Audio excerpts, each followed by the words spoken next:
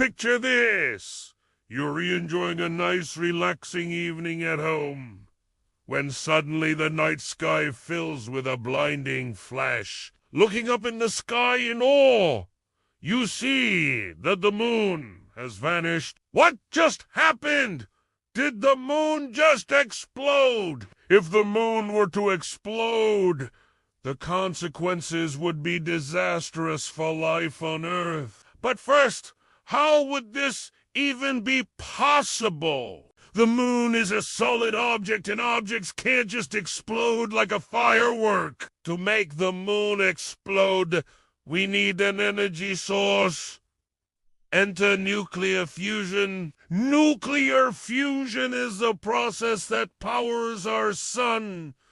It's also what's behind the hydrogen bomb. It works by forcing two hydrogen atoms together to form helium, which releases a tremendous amount of energy. If we could somehow start nuclear fusion on the moon, then the explosion would be devastating. But how much energy would such an explosion release?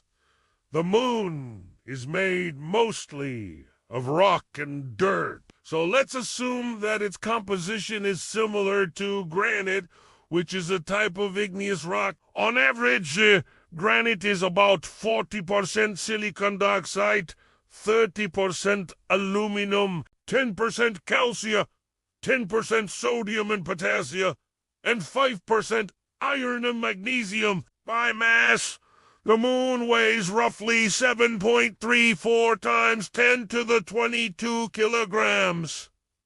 That's a lot of weight. We take a sample of exactly 1 kilogram of this granite and put it in a device called a bomb calorimeter. This device measures the amount of energy released by a reaction. When all the atoms in the granite undergo nuclear fusion and are converted into their most stable forms, the energy released is 8.37 10 to the 23 joules. Now let us scale this up to the actual moon and find out how much energy would be released if all the atoms in the moon underwent nuclear fusion. Multiplying the energy released by 1 kilogram of granite by the total mass of the moon gives us 6.15 10 to the 26 joules. For comparison, the total power consumption of the United States in 2018 was about 4.99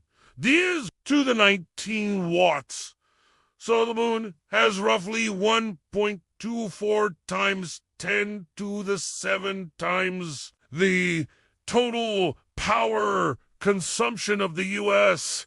in a year. That's a lot of energy. But this is just the energy released from converting all the atoms to their most stable forms. There's even more energy in the moon that could be released. Let's talk about the binding energy. The binding energy is the energy that holds the nucleus of an atom together. Different elements have different binding energies per nucleon, which is just the binding energy divided by the number of protons and neutrons in the nucleus. On average, nuclei are more tightly bound when they have more protons and neutrons. This means that elements with more protons and neutrons tend to have higher binding energies per nucleon. The element with the highest binding energy per nucleon is iron. So, if the moon's composition were optimized for maximum binding energy, then the explosion would be even more powerful. Let's assume that the moon is mostly made of iron.